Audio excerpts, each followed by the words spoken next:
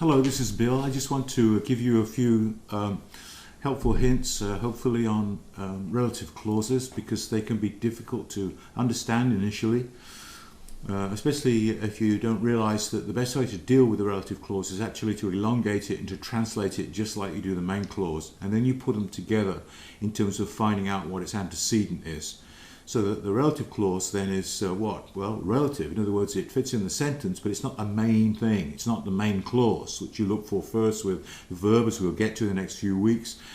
And then you look and you see that there is connections to the main verb or the main clause. And the relative clause is one of those connections, if I can put it simply like that. And when you find the relative clause, then you recognize it relates to something else, because it doesn't stand by itself alone. That's why it's relative. So you look for what's called its antecedent, that which comes before it.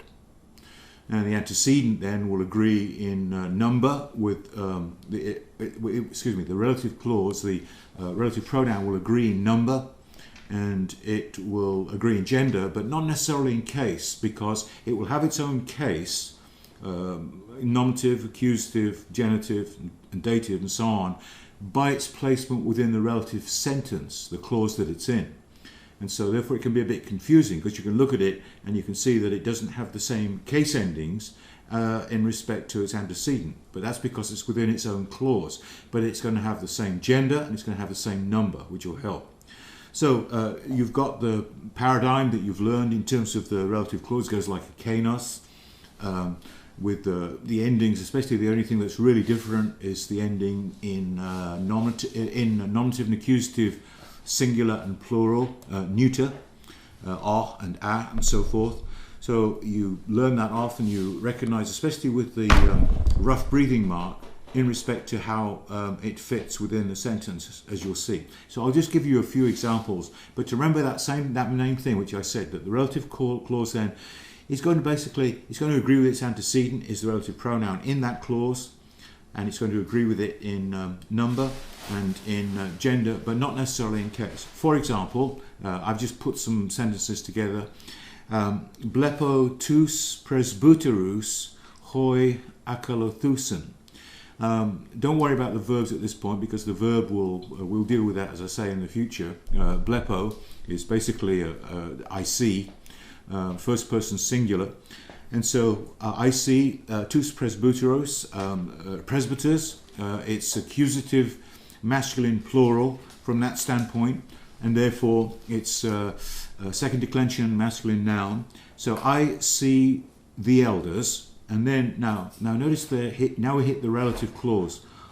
Hoi, akalutheo is to follow, so they are following, it's third person plural, and so the relative pronoun relates back to its subject, its antecedent, which is presbyterus.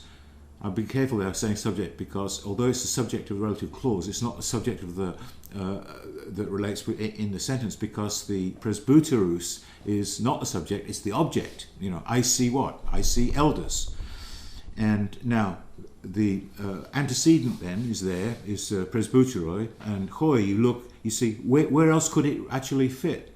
It can only fit as a relative pronoun in terms of antecedent. That you see, it doesn't fit with the verb from what we know at this point, forget that, but it does fit with that noun, presbyteros, and it's masculine, as presbyteros is a second declension masculine noun. It's also plural, as is tous presbyterus, accusative plural, but notice that it's not accusative. It's not accusative, it's in the nominative case. That means it's the subject and of its own sentence, or its own relative clause, I should say, from that standpoint. So if you elongated this, what you'd say is, I see the elders, and then the elders are following. So we then reduce it, relative pronoun who. I see the elders who are following. But you see how I've elongated it. That's a way of doing it, I think, that's really helpful from that standpoint. Let me give you another example. Hoi douloi hus pempete phonusen. Doulos is slave, second declension masculine again, and it's nominative masculine plural, so you can see. The slaves, now, Phone is voice, so it's actually a verb here. It's third person plural. You don't know that at this point. Don't worry about that. The slaves are calling. The slaves, they're calling. So therefore you can see now, there's the relative pronoun, and pempo is I send. So you see then that the slaves, now notice that the slaves is in nominative plural, but the relative pronoun is accusative plural. So then it must be the object of the verb in the relative clause. In this case, pempete. So the slaves are calling, you are sending them. The slaves that you are sending are calling. I mean, that's shortening it after putting it in those two elongated areas. You see, that's how I initially would do it from that standpoint, and I think it's useful. Another way of looking at it, let's look at another example, is ta paidia ha didaskon klae. Paidion is a neuter second declension noun, neuter plural here. Could be either nominative or accusative, couldn't it?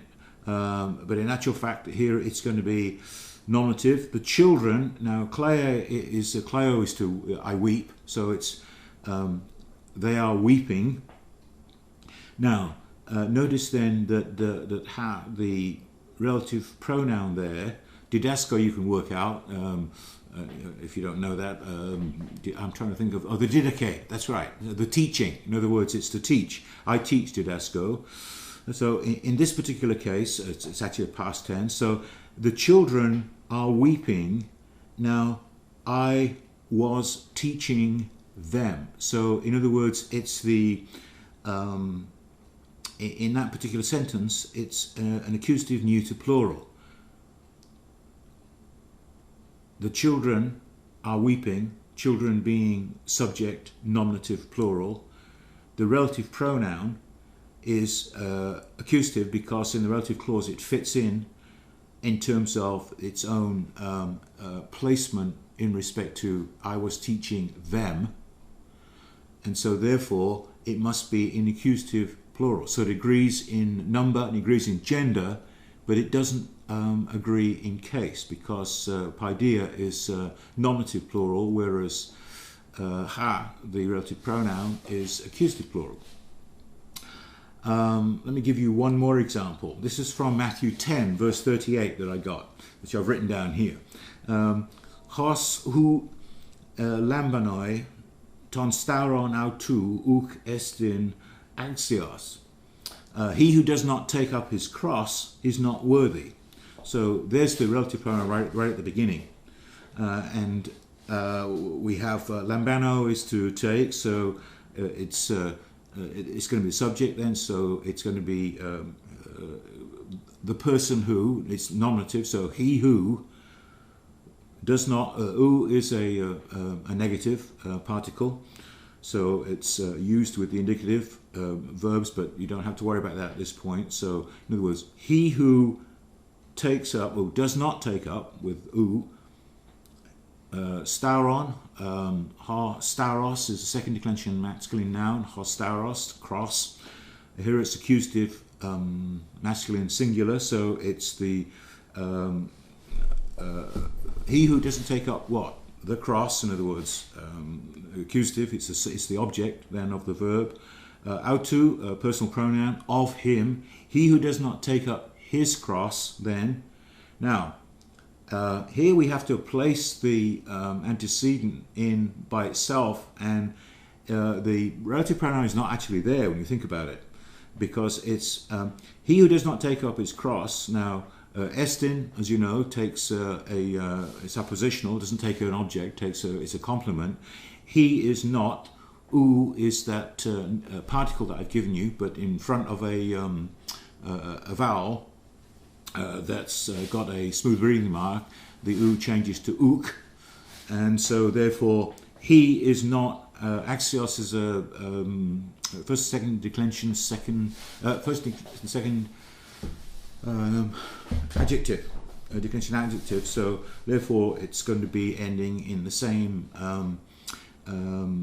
case as the subject, which is os, because it's referring to an individual, he is a person at this point. So therefore, we have the notion of he who does not take up his cross, and then we place the antecedent in there. He is not worthy. All right?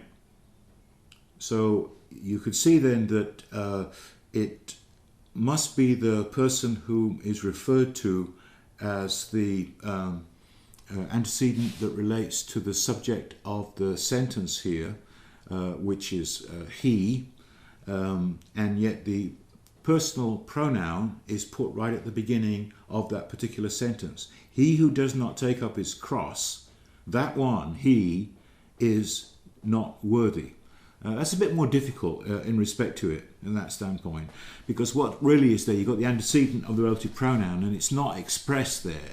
That's perhaps a bit difficult. Maybe I shouldn't have put that in, I don't know. I don't want to confuse you. The main thing that I wanted to say though is that when you look at a relative clause, you see it in the context of the main clause. Translate the relative clause by itself and look for the elements of it. Like I said to you before, it's a detective story of what you're doing.